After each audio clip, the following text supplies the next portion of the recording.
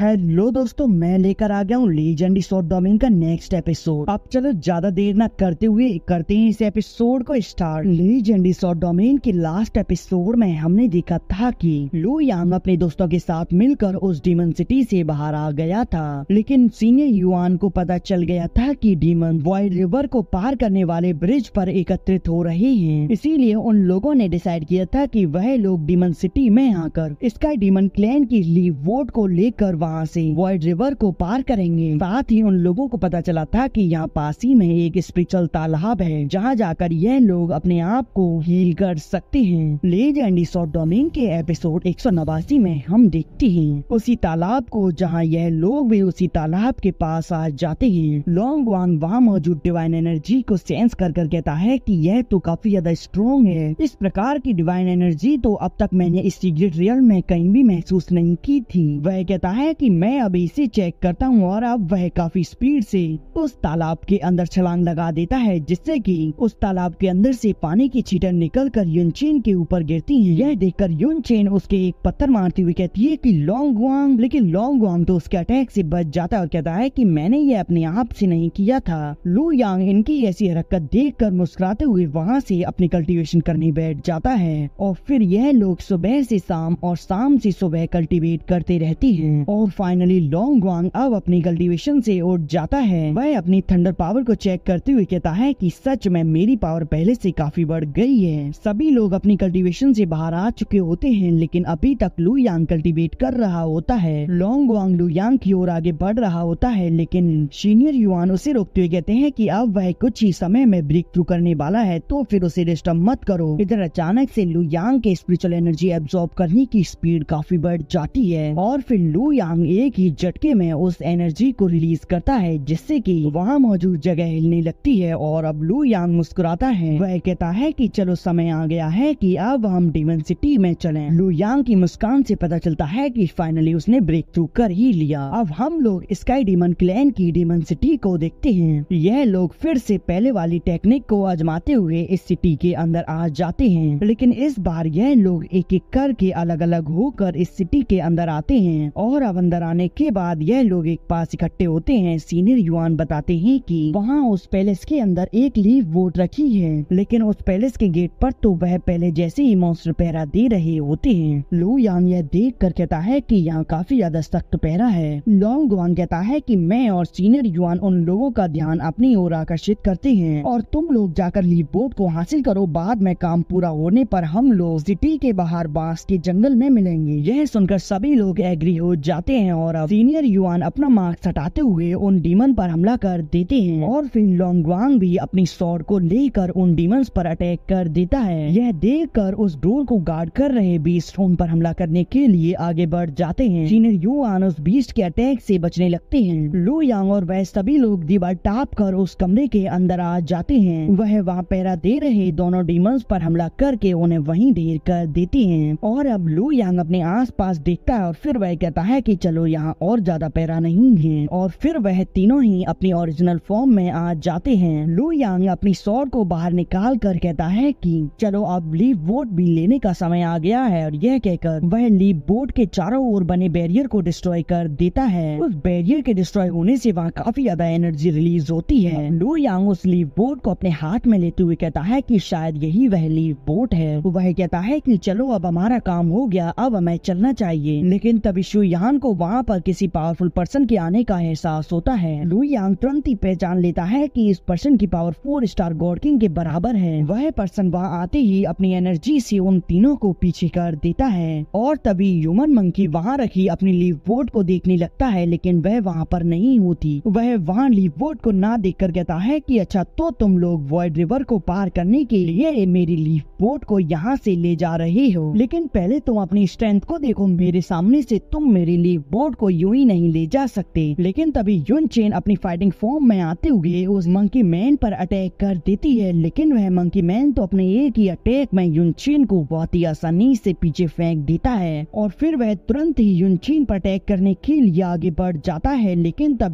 तभी लू यांग उसके अटैक को रोकने लगता है। वह उसके अटैक को रोकते हुए ही अपनी फाइटिंग फॉर्म में आ जाता है, लेकिन फिर भी वह उसके अटैक के सामने कमजोर पड़ने लगता है। मंकी मैन यह देखकर कहता है कि मैं भी देखता हूँ कि तुम कितनी देर इसे संभाल पाते हो। ऐसे ही शुयान को एहसास होता है कि लू यांग वहाँ पर कमजोर पड़ रहा है। तुरंत ही शुयान बीच में आ जाती है। वह वहाँ मौजूद मंकी मैन को पीछे कर देती है, लेकिन मंकी मैन फिर से शुयान पर हमला करने लगता है। लेकिन तभी शुयान अपनी लाइटनिंग स्वॉर्ड का उपयोग करते हुए उस मंकी मैन को पीछे कर देती है। लू यांग तुरंत ही युनचेन के पास आकर युनचेन को संभालता है और फिर वह वहाँ से जाने के लिए एंगल स्वॉर्ड का उपयोग करते हुए एक पोर्टल बनाता है। यह देखकर मंकी मैन खड़े होते हुए कहता है कि तुम लोग यहाँ से भागने के बारे में सोचना भी मत। यह कहकर वह वहाँ पर लू यांग के बनाए गए पोर्टल को डिस्ट्रॉय कर देता है और अब वह मंकी मैन वहाँ पर अपने बीस्ट को समन कर लेता है, जो कि पहले वाले वुल्फ डीमन की तरह ही 2 हेडेड डीमन होता है, लेकिन इसकी पावर उन ऑर्डिनरी डीमन से काफी ज्यादा होती है। तीनों ही मिलकर अपनी फुल पावर से इस डीमन पर हमला करके इसी डिस्ट्रॉय कर देती हैं। इन लोगों की लड़ाई से यह पैलेस यहीं की यहीं टूटने लगता है। मंकी मैन कहता है कि चलो काफी बढ़िया, तुम लोगों में कुछ तो पोटेंशियल है। और हम बाहर सीनियर युआन लोंगवांग को देखते हैं, जिन्होंने सभी डीमन को ढेर कर दिया होता है। लोंगवांग कहता है कि आखिरकार